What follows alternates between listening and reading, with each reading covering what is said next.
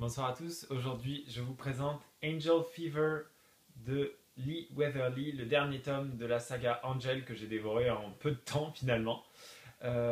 Donc la catastrophe est arrivée et un grand nombre de villes américaines et dans tout le monde ont été fracassées par les ravages des 12 anges originels qui ont été détruits.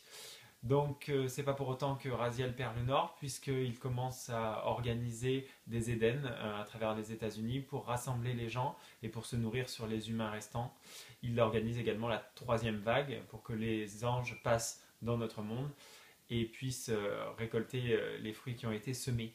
Voilà. De leur côté, Willow, Alex et Seb vont se réfugier dans une base secrète du Nevada et ils vont entraîner de nouveaux tueurs d'anges car ils ont un plan pour éliminer les anges restants. Malheureusement, ça tourne court parce que Raziel a également son propre plan.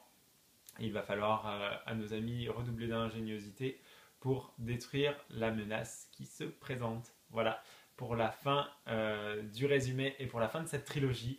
Donc au même titre que les deux autres, j'ai passé un super moment parce que ce monde assez fantastique où pour une fois les anges sont des méchants, je l'ai trouvé très agréable. Les personnages sont vraiment chouettes. J'ai adoré Seb et j'ai adoré la nouvelle petite amie de Seb, Megan, qui est un personnage qui est plutôt fort et qui sort du lot. On n'est pas sur la grande romance vue depuis un moment comme Alex et Willow, même si voilà, ça ralentit un petit peu, donc c'est un peu plus agréable. Le deuxième tome était beaucoup ciblé sur leur relation, et là on prend un peu plus la trame fantastique entre guillemets au centre de l'intrigue, donc c'est plutôt chouette de ce côté-là.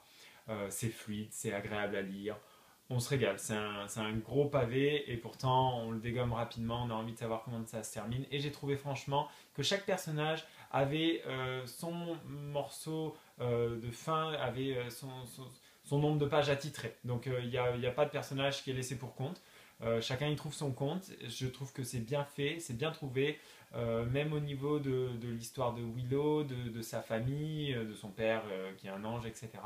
C'est bien mené et c'est vraiment satisfaisant. Donc voilà, c'est une trilogie qui est réussie, je me suis régalé. Pour les fans de Fantastique, c'est Angel Fever de Lee Weatherly et c'est paru chez Gallimard Jeunesse. Voilà, à bientôt pour un prochain vlogéo, bye.